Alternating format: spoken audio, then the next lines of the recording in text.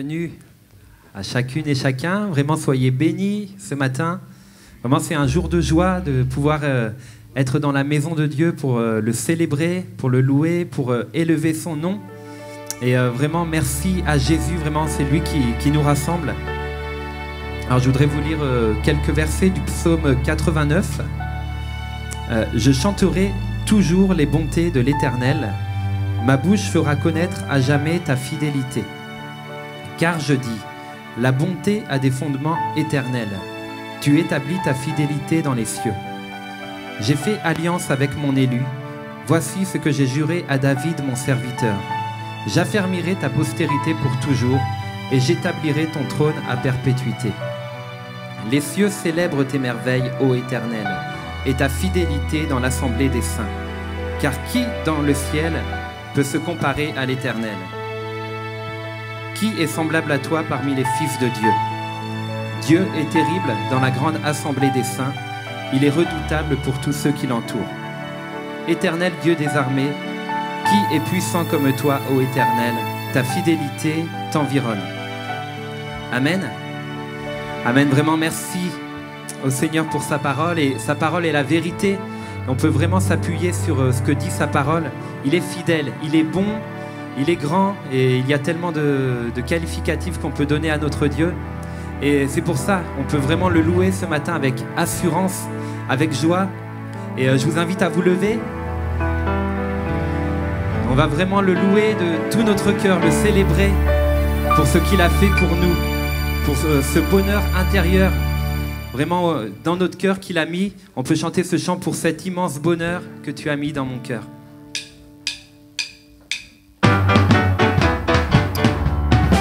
Pour cet immense bonheur, alléluia, que tu as mis dans mon cœur, alléluia. Je veux te chanter, Seigneur, alléluia. Oui, Jésus est mon sauveur,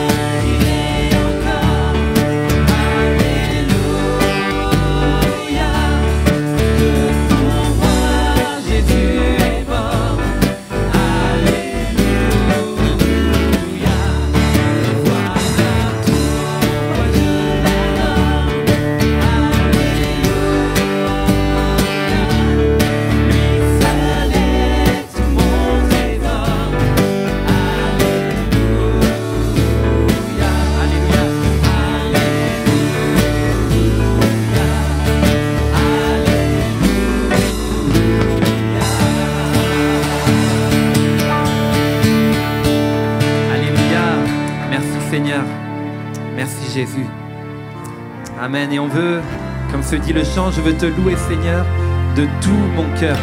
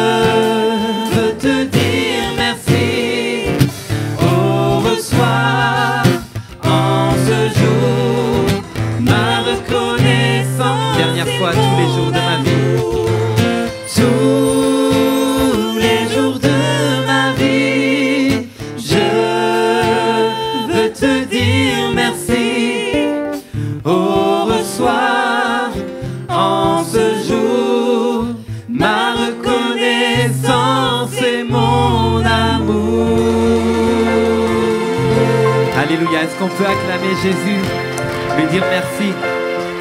Oui, Seigneur, nous te louons, nous te remercions, Seigneur. Seigneur, merci, Seigneur. Reçois chaque jour, Seigneur, notre reconnaissance, notre amour, Seigneur Jésus. Reçois, Seigneur Jésus, vraiment ce qui vient de nos cœurs, Seigneur Jésus. Alléluia, Seigneur. Amen. Alléluia.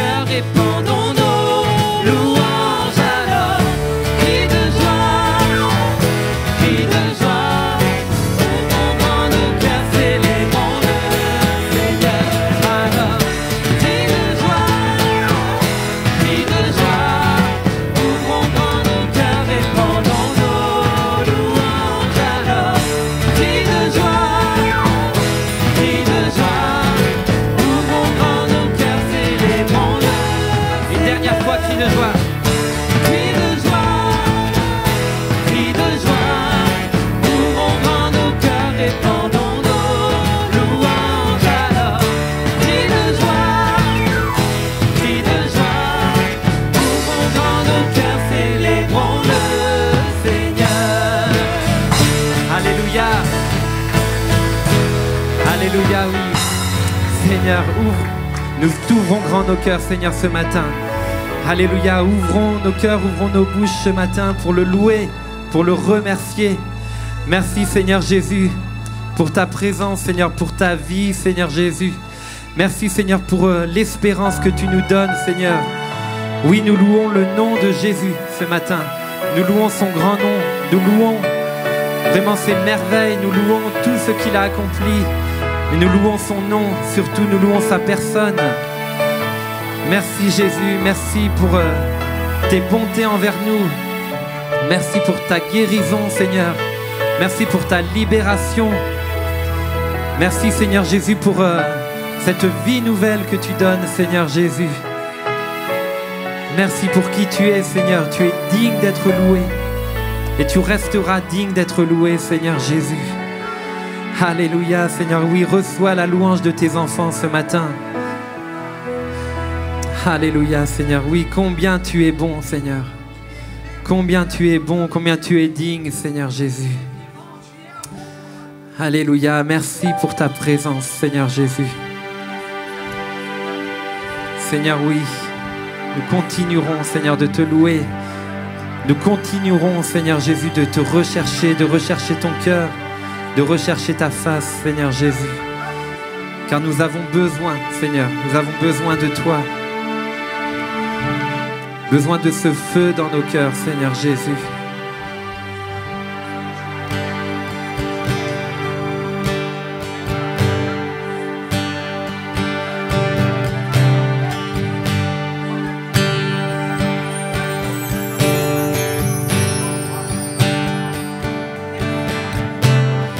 J'ai besoin de te sentir tout près de moi, d'être touché par ta présence, comme si c'était la première fois. Je ne suis pas indifférent à ce que tu as fait pour moi. J'ai pleinement réalisé combien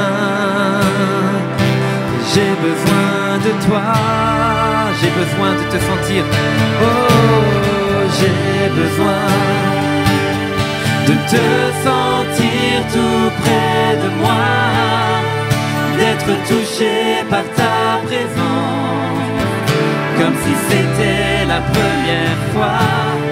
Je ne suis pas indifférent à ce que tu as fait pour moi.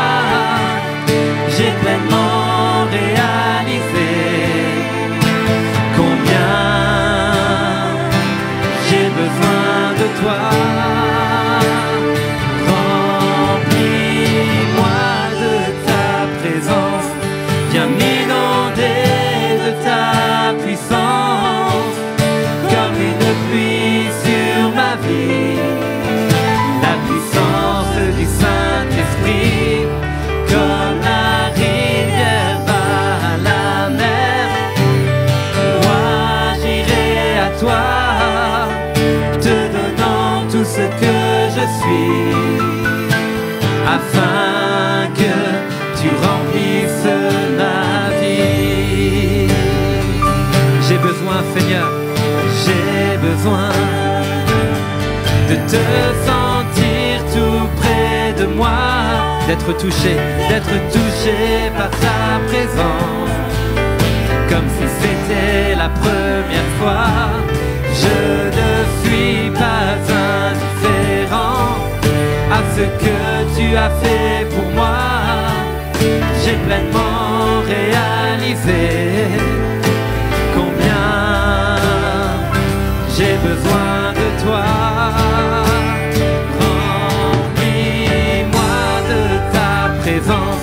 Viens m'inonder de ta puissance, comme une pluie sur ma vie, la puissance du Saint-Esprit, comme la rivière va à la mer. Moi j'irai à toi, te donnant tout ce que je suis, afin que tu remplisses ma vie. Remplis-moi de ta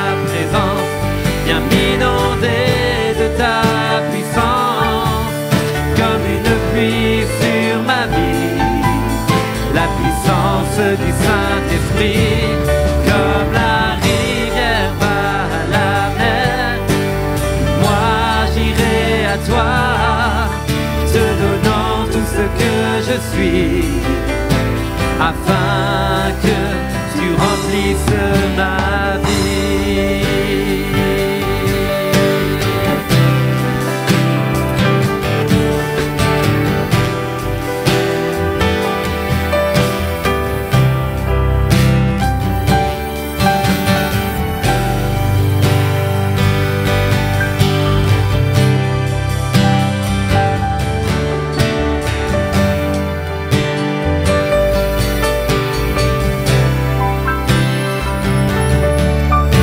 Alléluia. Oui, passons du temps avec Dieu. Vraiment réclamons sa présence dans nos cœurs. Seigneur, oui, nous voulons plus de toi, Seigneur Jésus.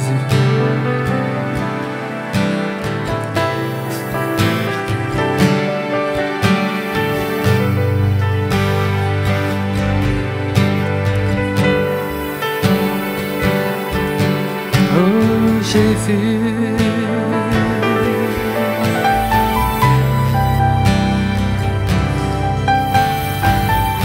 Seigneur, oui, viens toucher les cœurs ce matin, Seigneur Jésus.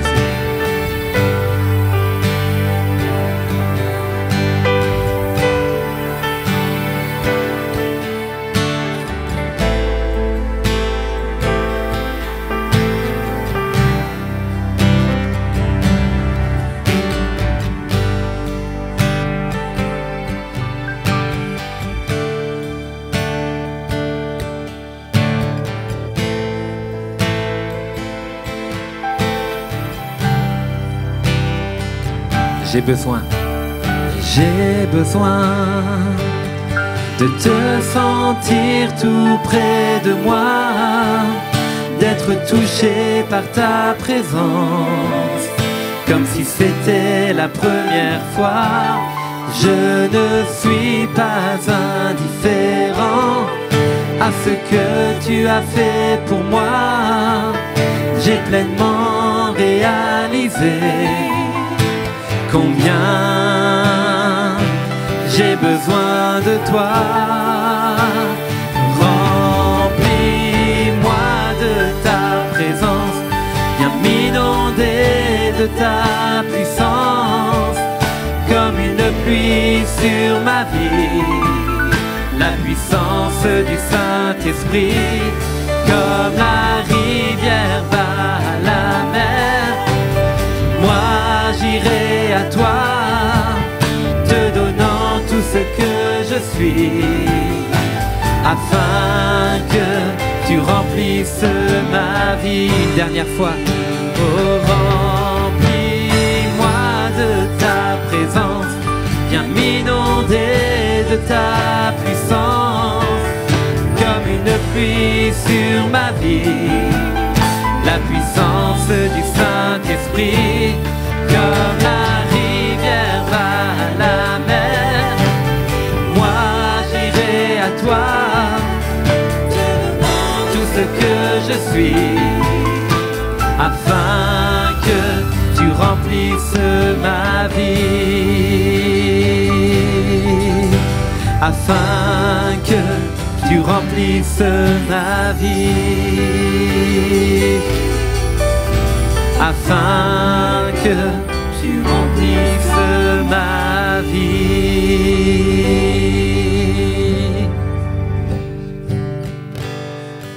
Alléluia, Jésus.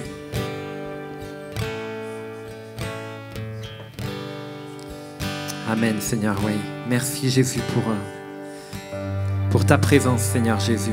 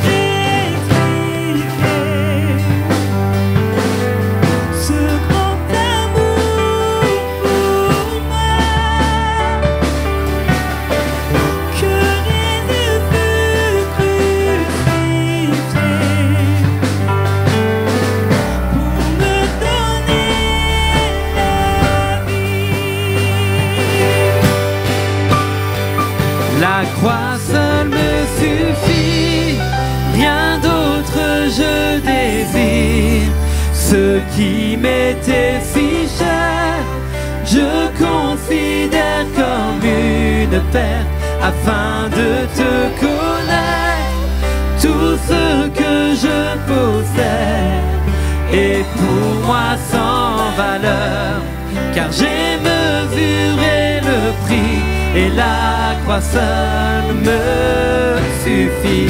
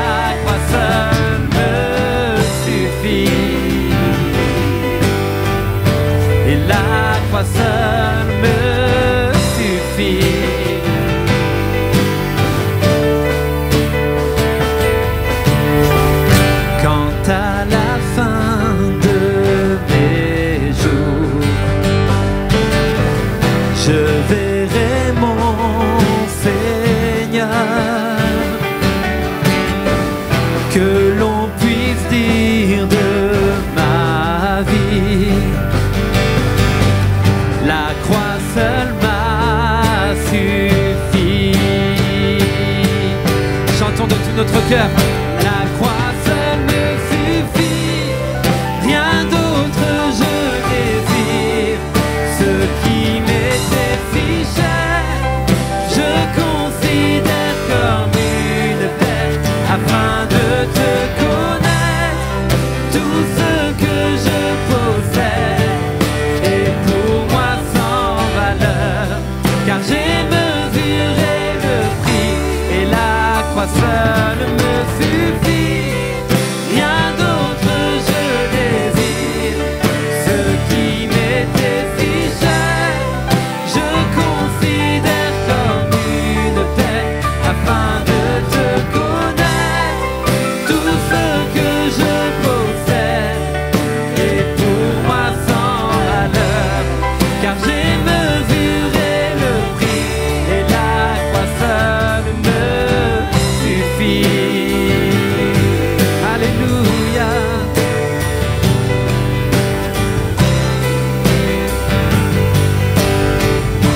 Et la croix seule me suffit. Et la croix seule me suffit.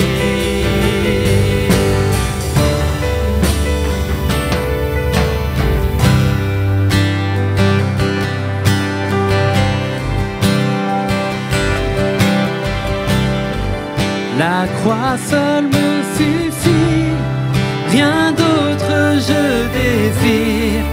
Ce qui m'était si cher, je considère comme une perte afin de te connaître. Tout ce que je possède est pour moi sans valeur, car j'ai mesuré le prix et la croix seule me suffit. Rien d'autre je désire. Ce qui m'était si cher, je considère comme une perte afin de te connaître. Tout ce que je possède est pour moi sans valeur, car j'ai mesuré le prix et la croix seule me suffit. Alléluia, Seigneur. Alléluia. Est-ce qu'on peut prendre 2 minutes, les 2 minutes qui nous restent pour vraiment remercier notre Dieu ensemble, lui dire combien il est précieux pour nous. Merci Seigneur pour cette croix. Merci Seigneur Jésus. Merci Seigneur, oui, la croix seule nous suffit Seigneur Jésus. Merci pour cette œuvre extraordinaire que tu as accomplie pour nous Seigneur. Merci pour ton amour pour nous. Merci Seigneur Jésus. Merci Seigneur Jésus parce que tu dis dans ta parole que le soleil de justice se lèvera et que la guérison sera sous ses ailes. Merci Seigneur parce que tu as tout accompli pour que nous puissions recevoir aujourd'hui la vie, la vraie vie, la véritable vie, la guérison, la plénitude. Merci Seigneur Jésus. Reçois toute la louange Seigneur de ton Église Seigneur.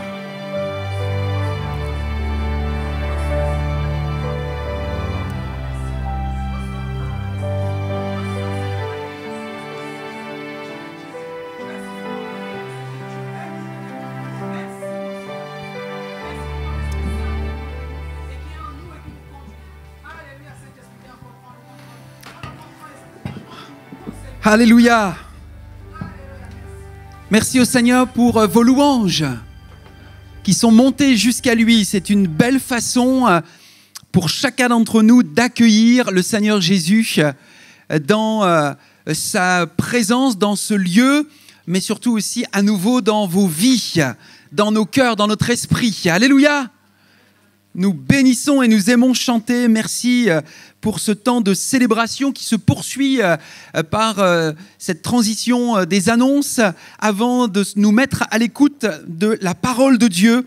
Et c'est tout ça qui constitue notre temps, notre culte de célébration. Nous voulons souhaiter la bienvenue à chacun d'entre vous, aux personnes nouvelles qui se joignent à nous dimanche après dimanche en présentiel, mais aussi à distance. Comme vous le savez, notre culte est limité en nombre ici en présentiel à cause, bien sûr, des conditions sanitaires et du protocole que nous devons suivre et respecter. Mais nous avons maintenant aussi la technologie qui nous permet donc de filmer ces réunions et de pouvoir aussi, pour une autre partie de l'Assemblée, de suivre la réunion à distance. C'est pourquoi on vous encourage à réserver via notre plateforme WizEvent que vous recevez par la lettre de nouvelles ou par SMS, donc votre place pour venir ici le dimanche matin. Merci pour tous ceux qui ont bien compris le procédé, qui sont ponctuels parce que nous voulons aussi commencer ensemble à 10h dans ce lieu. On vous accueille dès 9h30 et merci à tous ceux et celles qui étaient là majoritairement à 10h ce matin. Nous vous y encourageons.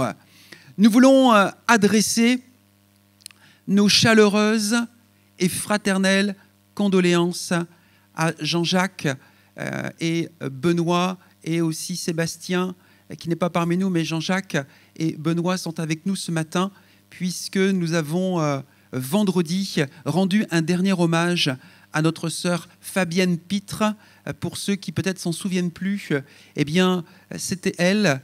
Et elle est partie, après avoir combattu pendant de longues années la maladie, elle est partie rejoindre notre Seigneur Jésus dans la patrie céleste.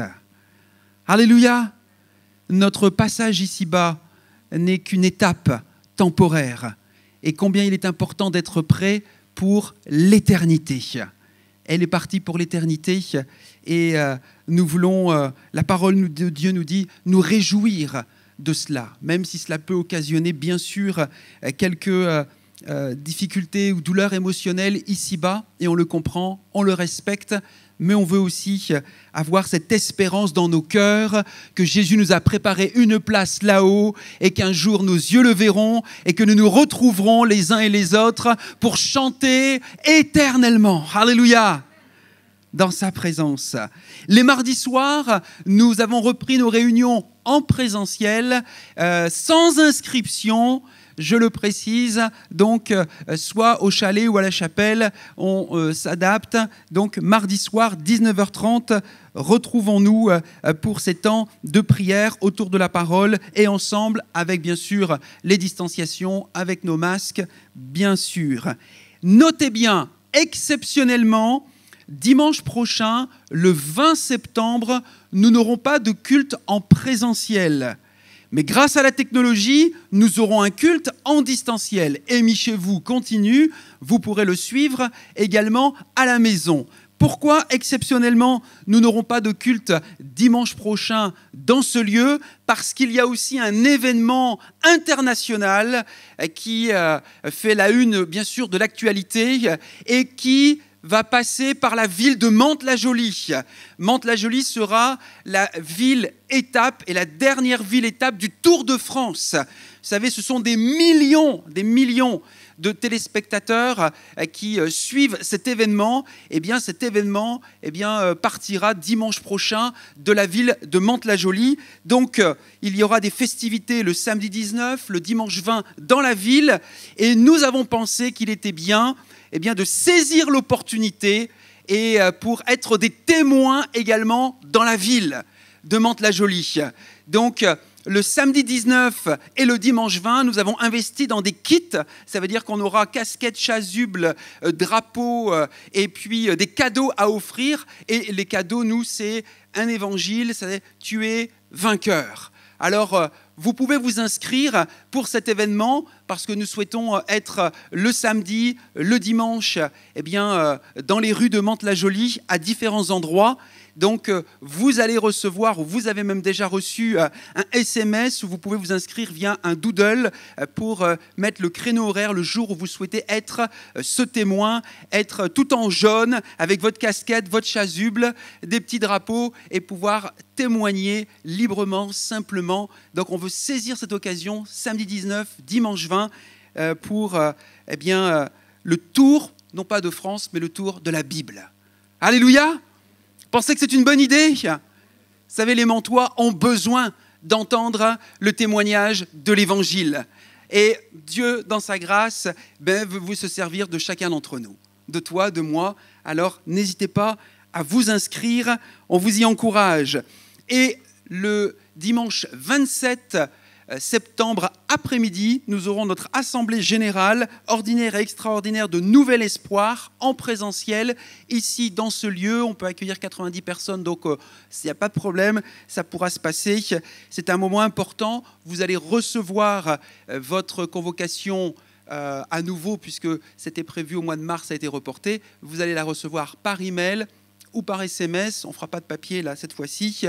Et on vous attend pour cet événement important, puisque ça concerne aussi l'autonomie de Nouvel Espoir, les Mureaux. Donc, on veut vraiment avoir et dire un au revoir aussi, quelque part, à nos bien-aimés, à ceux qui exercent aussi cette œuvre de charité de Nouvel Espoir aux Mureaux, quoi. Je vous propose d'accueillir sans plus tarder le pasteur Xavier. C'est lui qui va communiquer, qui va apporter la parole de Dieu. Et avant qu'il nous parle peut-être d'encouragement, est-ce que vous voulez bien l'encourager ?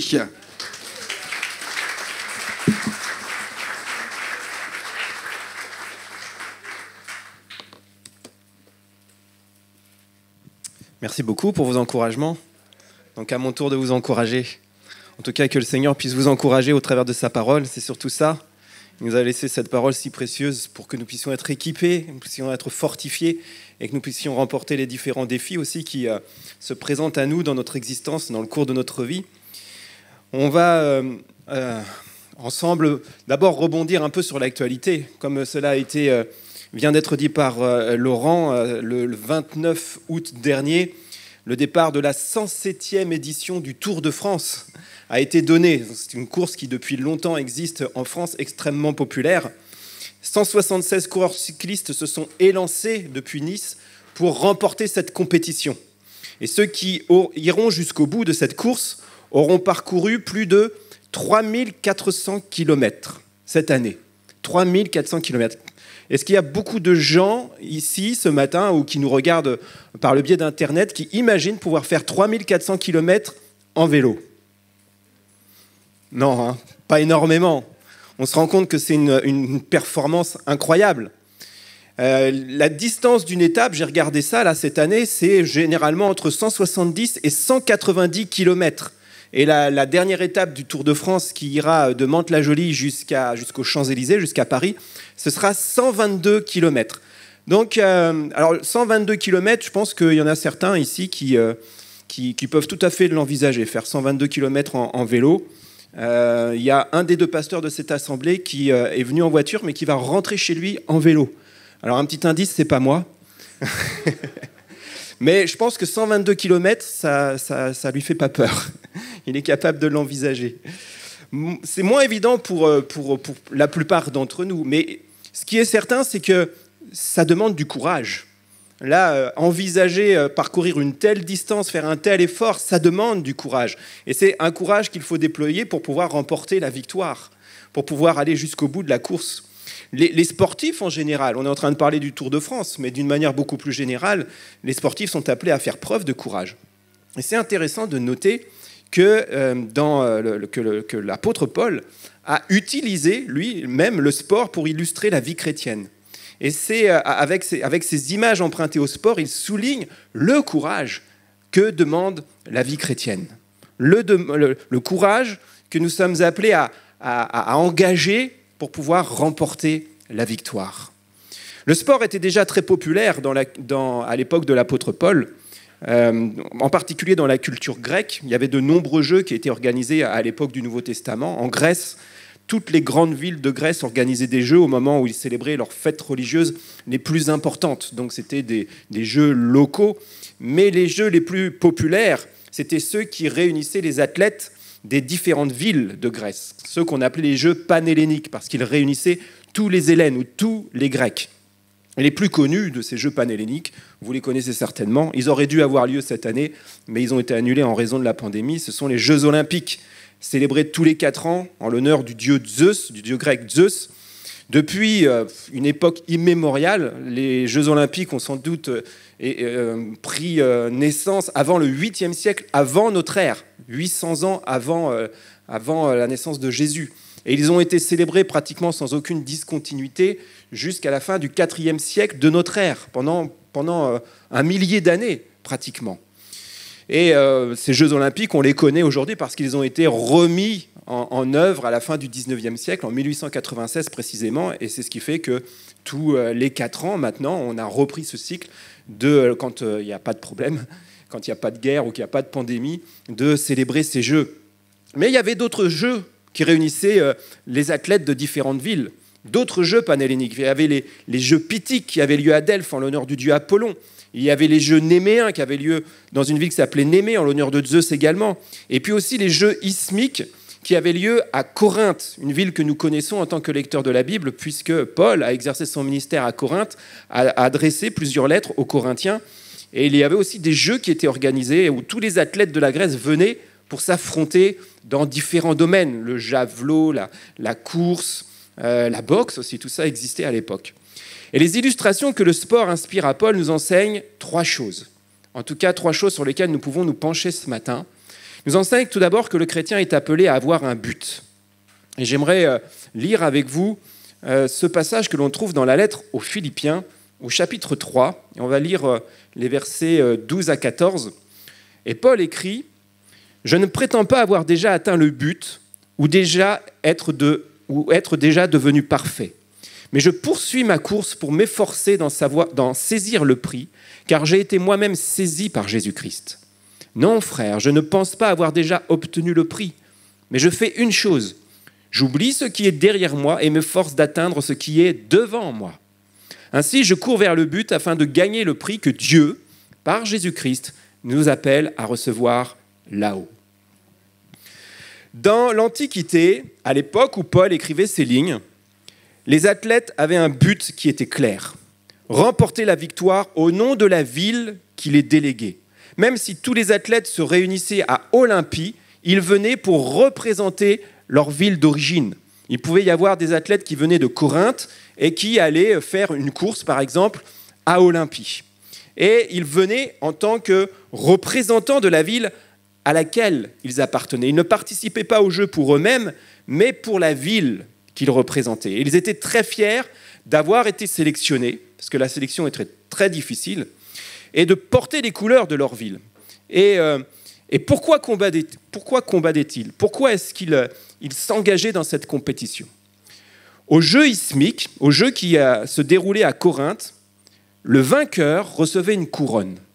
Il recevait une couronne de céleri. Alors, je vous rappelle rapidement qu'est-ce que c'est que le céleri. Voilà une photographie. Qui serait prêt à faire une course de 122 km aujourd'hui pour gagner une couronne de céleri? Je ne pense pas que ce serait une très forte motivation. Mais en fait, les athlètes qui venaient participer aux Jeux ismiques, ils venaient à participer à ces compétitions pour gagner une couronne de céleri. Ce n'est pas très précieux.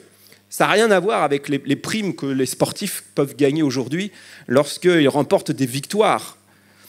Mais la performance de l'athlète, on voit là, elle n'était pas du tout accomplie pour sa gloire à lui. Elle n'était pas accomplie pour sa richesse. L'athlète ne recherchait pas son intérêt personnel. Son but était ailleurs. Sa performance était au service de la ville à laquelle il appartenait et qu'il allait représenter lors de ces Jeux. Il se battait, pas pour lui, mais pour quelque chose qui était plus grand que lui, pour quelque chose qui le dépassait. La société nous encourage à nous assurer les meilleures conditions d'existence. Et elle nous encourage en le faisant, en répondant à tous nos besoins personnels. Nous sommes encouragés à assurer nos meilleures conditions d'existence en faisant en sorte de n'être frustrés dans aucun domaine. Et c'est la raison pour laquelle nous investissons beaucoup d'efforts pour gagner de l'argent, pour être reconnus, pour être aimés, pour être appréciés, beaucoup d'efforts pour fonder une famille, pour avoir une bonne situation professionnelle. Toutes ces choses sont bonnes et toutes ces choses demandent du courage. Ça demande du courage de se préparer pour exercer un métier. Ça demande du courage aussi de fonder une famille. Ça demande du courage de pouvoir être performant au niveau professionnel. Mais considérer toutes ces choses comme des buts ultimes nous conduira inévitablement à la déception. Soit parce qu'à un moment donné, nous pouvons connaître l'échec. Nous pouvons connaître l'échec dans les études qui devaient nous mener à la profession que nous voulions exercer. Nous pouvons connaître l'échec dans le domaine professionnel parce que les choses n'ont pas tourné comme nous l'avions souhaité ou nous l'avions envisagé. Nous pouvons connaître l'échec au niveau sentimental, au niveau de notre mariage aussi, à cause des séparations.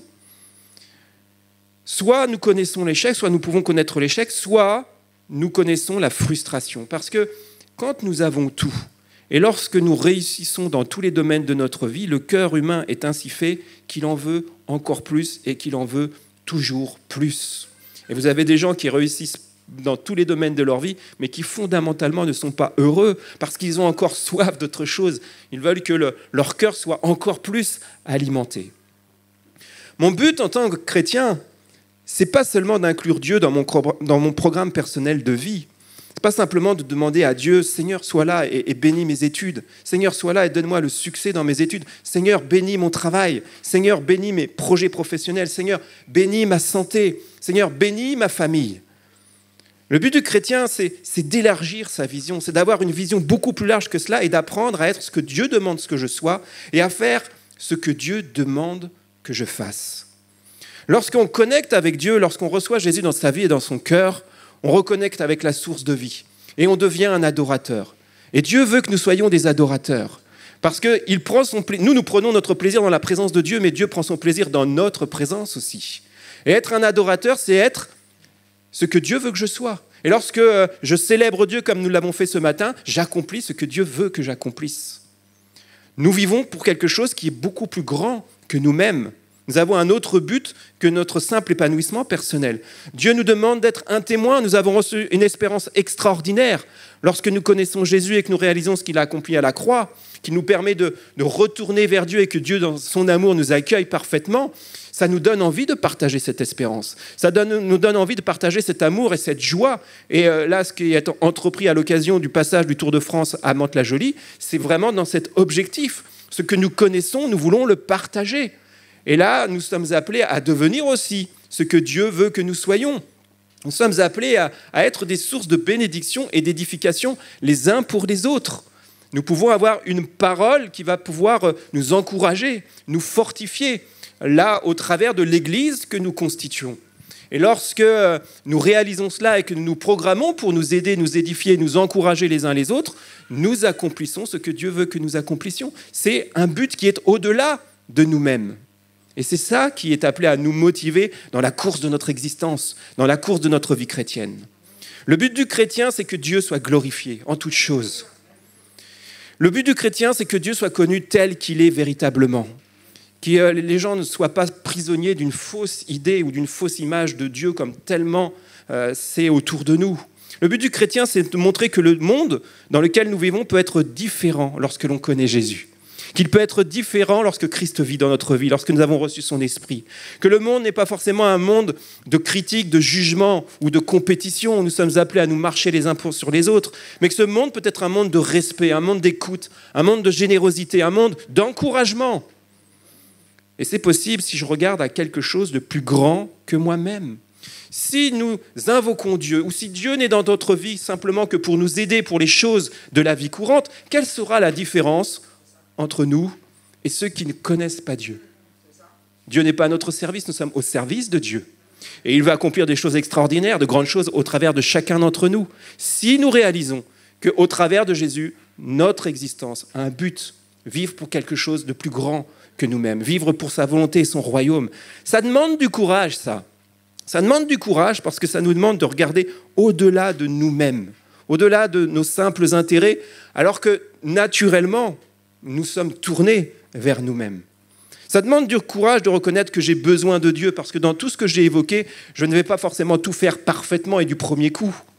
Mais je peux me remettre entre les mains de Dieu et lui demander qu'il puisse m'aider d'aller vers cela. Ça demande du courage de renoncer à soi-même, comme le dit Jésus, pour accomplir une œuvre encore plus grande que celle de ma vie. Une œuvre plus grande que celle de ma vie.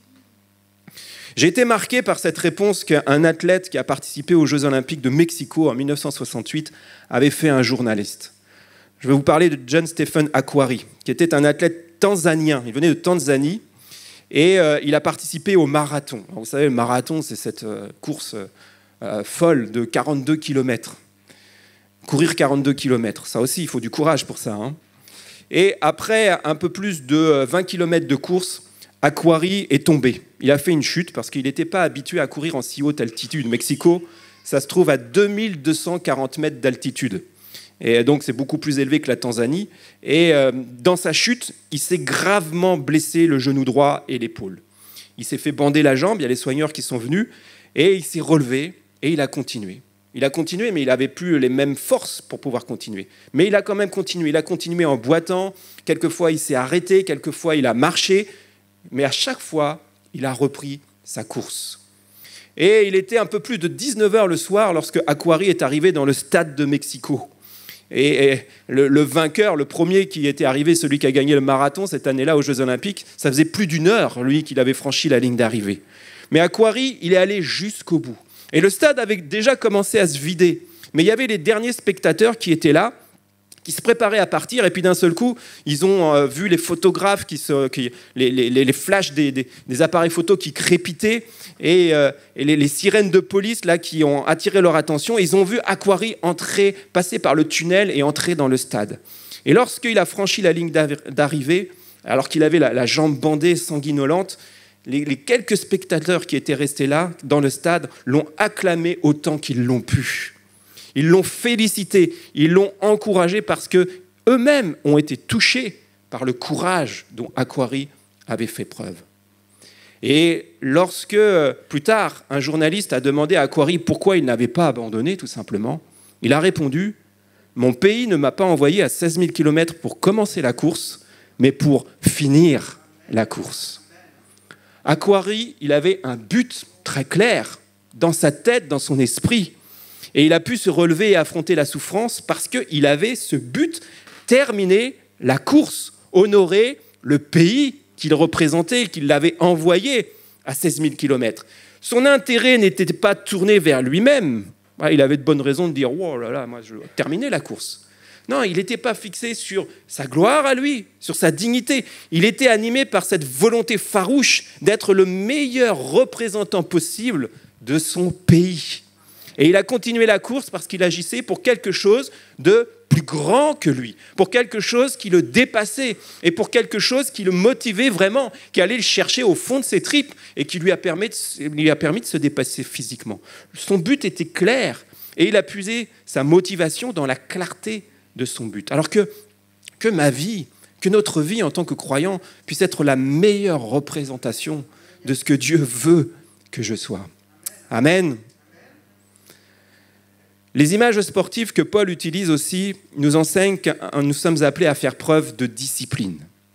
Et on peut se pencher sur un autre texte que l'on trouve dans la première lettre aux Corinthiens, justement, au chapitre 9, et on va lire des versets 24 à 27. Paul écrit aux chrétiens de Corinthe, « Vous savez sûrement que les coureurs dans le stade courent tous, mais qu'un seul remporte le prix. Courez donc de manière à remporter le prix. Tous les athlètes à l'entraînement s'imposent une discipline sévère. Ils le font pour gagner une couronne qui se fane vite. Mais nous le faisons pour gagner une couronne qui ne se fanera jamais. » Une couronne de céleri, je ne sais pas combien de temps ça dure, ça ne doit pas durer très très longtemps. Mais Paul est en train de dire, là, notre couronne, elle sera incorruptible, éternelle. C'est pourquoi je cours les yeux fixés sur le but. C'est pourquoi je suis semblable au boxeur qui ne frappe pas par hasard, qui ne frappe pas au hasard. Je traite durement mon corps et je le maîtrise sévèrement afin de ne pas être moi-même disqualifié après avoir prêché aux autres. L'entraînement d'un athlète, c'est un entraînement régulier. Pour un coureur, prenons l'exemple du coureur, son entraîneur lui indique quelle distance il doit courir par jour pour s'entraîner, combien de temps par jour il doit consacrer à son entraînement. Le régime alimentaire d'un sportif est très réglementé. Un sportif, ça doit consommer beaucoup de fruits, beaucoup de légumes, éviter de boire du vin blanc, des boissons gazeuses, parce que ça crée des crampes. Donc il y a tout un régime là, très rigoureux qui est en place. Plutôt manger des féculents le jour de la compétition. Le temps de sommeil est calculé. Et les athlètes sont capables de renoncements incroyables pour optimiser leur performance. Quand on les voit courir, quand on les voit sur leur vélo, quand on les voit taper dans un ballon dans un stade, on se dit ça a l'air facile. Mais ce qu'ils sont capables d'accomplir, c'est le fruit d'un entraînement et d'une discipline extraordinaire. Dans l'Antiquité, à l'époque de l'apôtre Paul, pour être sélectionné aux Jeux Olympiques, il fallait suivre un entraînement de 10 mois dans sa ville d'origine. Et une fois que cet entraînement avait été fait, tous les athlètes qui avaient été sélectionnés se retrouvaient tous ensemble 1 mois avant les Jeux Olympiques. Ils étaient regroupés dans une ville qui s'appelait Élis, qui se trouve au nord de la ville d'Olympie. Et là, ils continuaient l'entraînement. Ils allaient encore plus loin avec leur entraîneur personnel. Chaque athlète avait son entraîneur personnel à ce moment-là. Et ils le faisaient sous le contrôle des juges des Jeux Olympiques, qu'on appelait les Élanodis. Ils étaient tous soumis à un régime alimentaire très strict. La viande était interdite, par exemple. Ils devaient dormir à même le sol sur des peaux de bêtes. Bon, ça a bien changé. Je ne pense pas qu'on impose ça aujourd'hui aux sportifs. Et les juges, les Élanodis qui étaient là, évaluaient la force des athlètes, mais aussi leur comportement, leur caractère, leur comportement moral, leur éthique, on dirait aujourd'hui. Et il fallait tenir tout ce dernier mois pour être finalement sélectionné et participer aux Jeux Olympiques. Et les athlètes qui étaient sélectionnés faisaient le chemin à pied entre Élis et Olympie, 57 km. Donc une telle discipline permet de comprendre l'image qui est utilisée par Paul pour parler de sa discipline spirituelle. Là, on a lu les 2 derniers versets.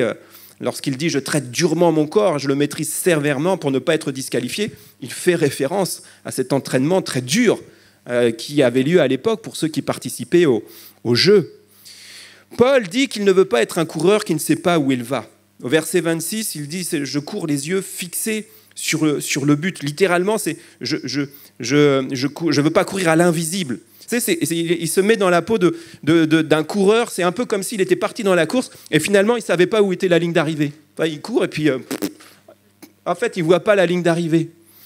Et il prend aussi l'exemple du boxeur, puisqu'il dit qu'il ne veut pas être comme un boxeur dont les coups ne portent pas. Ça, c'est vrai que c'est rageant pour un boxeur qui veut taper son adversaire, et puis que l'autre, il est tout le temps en train d'esquiver.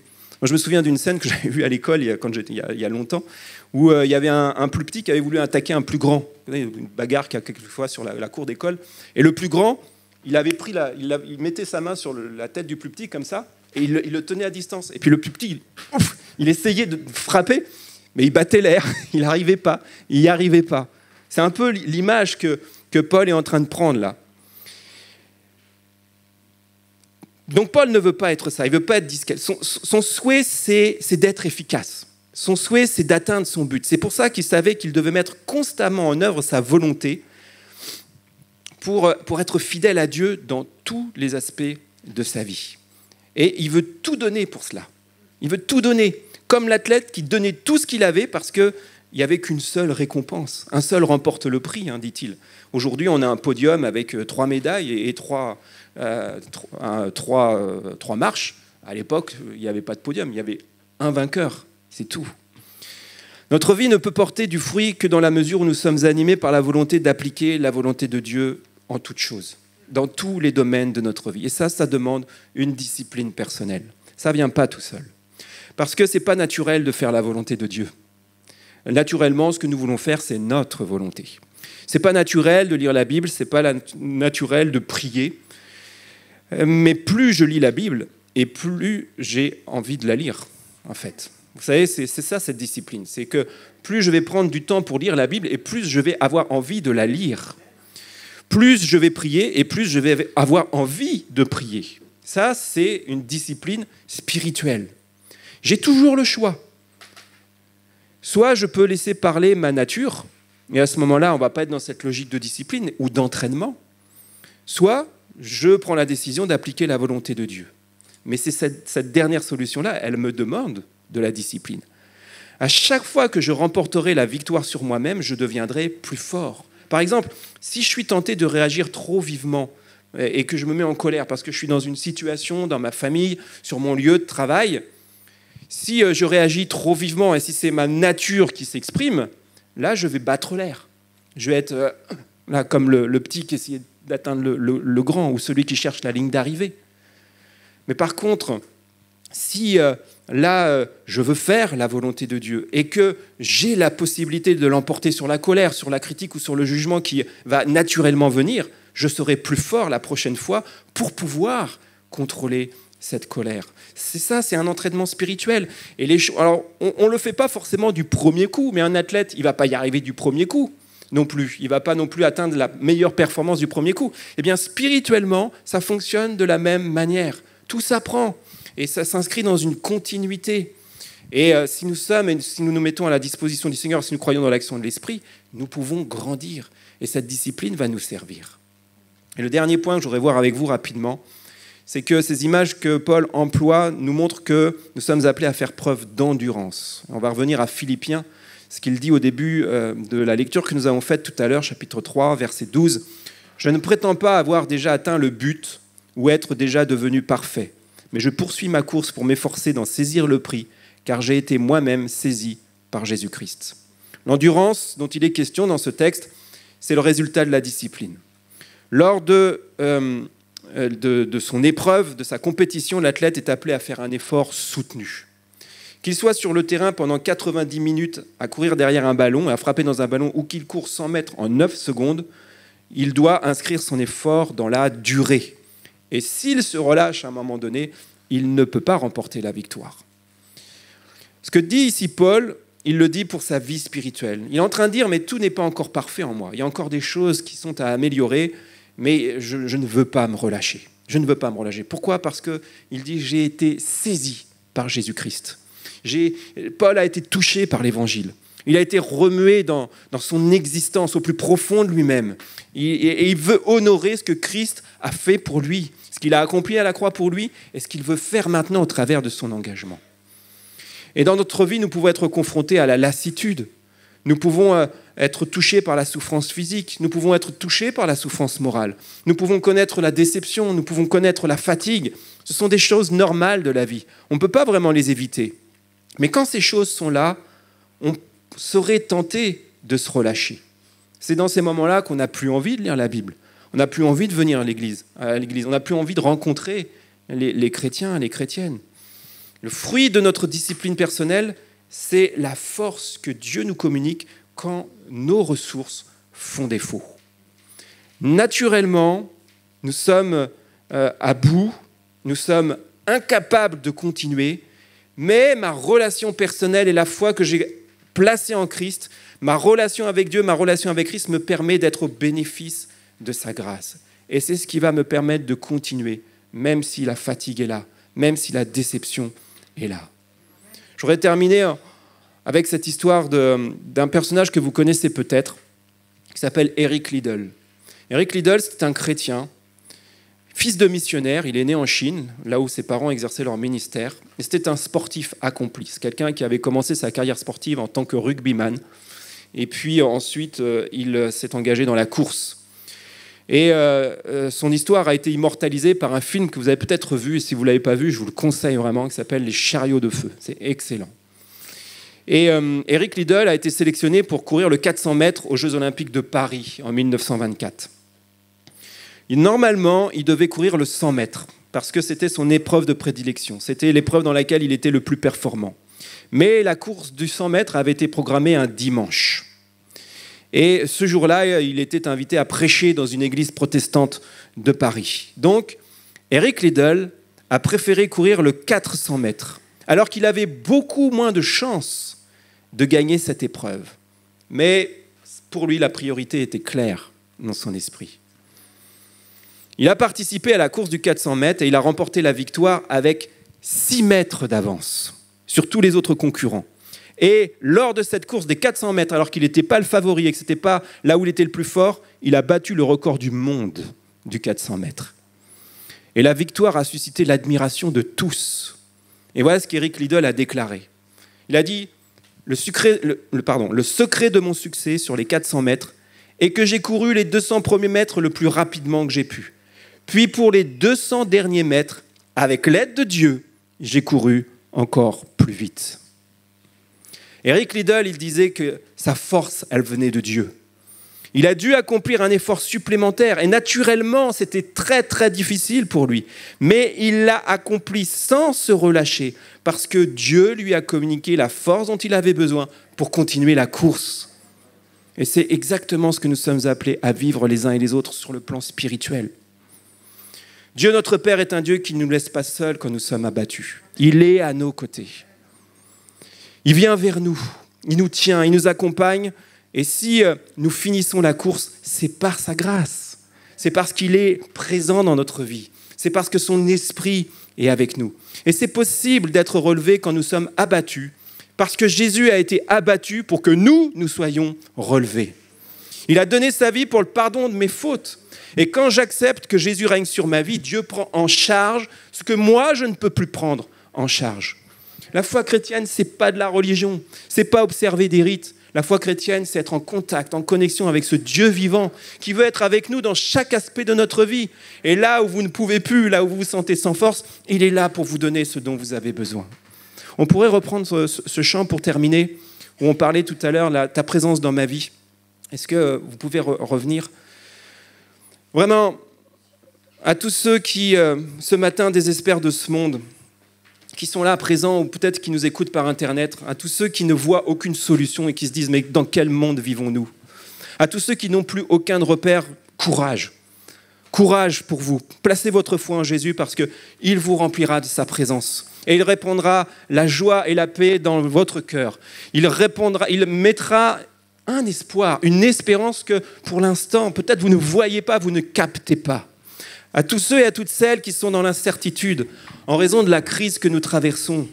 À toutes ceux et toutes celles qui ne parviennent plus à se projeter parce qu'ils ont perdu leur emploi, parce qu'ils ont fait faillite, parce qu'ils ne sont plus à la tête de l'entreprise qu'ils avaient fondée, dans laquelle ils s'étaient tellement investis. Courage, parce que Dieu est un Dieu qui pourvoit. Dieu est un Dieu qui connaît votre peine. Dieu est un Dieu qui ne veut pas vous laisser tout seul. Dieu est un Dieu qui a un plan pour votre futur, pour votre avenir. À tous ceux et à toutes celles qui luttent contre la maladie, à tous ceux et à toutes celles qui sont touchés dans leur chair par la souffrance, à tous ceux et toutes celles qui sont fatigués par les traitements qui sont lourds, qui sont pénibles. Courage, parce que Dieu est un Dieu de compassion. Il est auprès de ceux qui souffrent. C'est C'est un Dieu qui fortifie ceux qui souffrent. C'est un Dieu qui libère, qui guérit ceux qui souffrent. À tous ceux et à toutes celles qui sont engagés dans la foi et qui sont confrontés à l'opposition, qui sont confrontés à la moquerie, qui sont confrontés à l'irrespect parce que leur démarche n'est pas comprise de leur entourage, parce qu'ils vivent dans un contexte qui leur est hostile. Courage, vous avez fait le bon choix et Dieu vous soutiendra pour aller jusqu'au bout. Il est avec vous dans la course que vous avez entamée avec lui. Vous n'êtes pas que sur la ligne de départ, maintenant que vous êtes parti, il sera avec vous jusqu'à la ligne d'arrivée. Croyez-le, courage. À tous ceux et à toutes celles qui luttent contre un trait de leur caractère, à tous ceux et toutes celles qui luttent contre une addiction, peut-être contre un péché, et qui ont du mal à se démêler de ce qu'ils sont en train de vivre, d'échapper à cela, et ils ont l'impression d'être déterminés constamment dans leur existence à cause de cela. Courage! Dieu est un Dieu qui pardonne, et c'est un Dieu qui continue d'accompagner ceux qui aspirent authentiquement à vivre libre. À tous ceux et toutes celles qui passent par le deuil, à tous ceux et toutes celles qui passent par l'absence d'un être aimé, courage! Parce que Dieu se tient aux côtés de ceux qui ont besoin d'être consolés. Parce que Dieu est celui qui est capable de combler le vide, l'absence qui est dans le cœur. Il est là dans son amour et il peut combler cette absence. À tous ceux et toutes celles qui sont appelés par Dieu et qui ne voient pas leur ministère se mettre en place. À tous ceux et toutes celles qui veulent servir Dieu mais qui s'interrogent comment faire, qui s'interrogent sur leur ministère. Courage! Parce que ce que Dieu a mis dans votre cœur et ce qu'il a prévu pour vous s'accomplira. Il ne revient jamais sur sa parole. À tous ceux et toutes celles qui s'interrogent sur l'avenir de cette église, sur Émy, l'église de Mantes en Yvelines, qui se demande comment le projet qui nous anime depuis des années pourra encore sortir de terre étant donné les circonstances actuelles. Je dis courage, parce qu'aucune circonstance ne pourra s'opposer à ce que Dieu a prévu.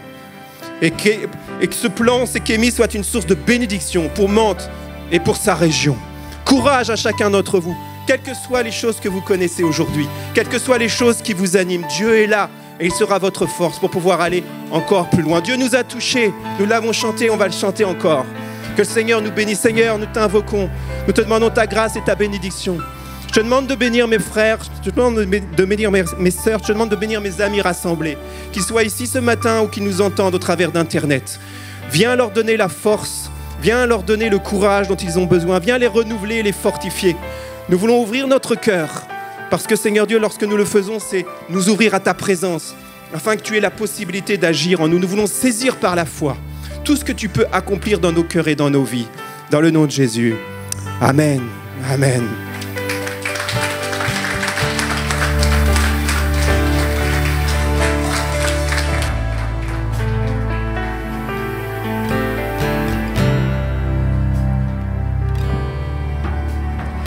J'ai besoin de te sentir tout près de moi, d'être touché par ta présence, comme si c'était la première fois. Je ne suis pas indifférent à ce que tu as fait pour moi. J'ai pleinement réalisé combien j'ai besoin de toi. Remplis-moi de ta présence. Viens m'inonder de ta puissance. Comme une pluie sur ma vie. La puissance du Saint-Esprit. Comme la rivière va à la mer. Moi j'irai à toi, te donnant tout ce que je suis, afin que tu remplisses ma vie. Remplis-moi, remplis-moi de ta présence. Viens m'inonder de ta puissance, comme une pluie sur ma vie. La puissance du Saint-Esprit. Rivière va à la mer, moi j'irai à toi, te donnant tout ce que je suis, afin que tu remplisses ma vie. Remplis-moi, remplis-moi de ta présence. Viens m'inonder de ta puissance, comme une pluie sur ma vie. la puissance du Saint-Esprit, comme la rivière va à la mer. Moi j'irai à toi, te donnant tout ce que je suis, afin que tu remplisses ma vie, afin que tu remplisses ma vie, afin que tu remplisses ma vie.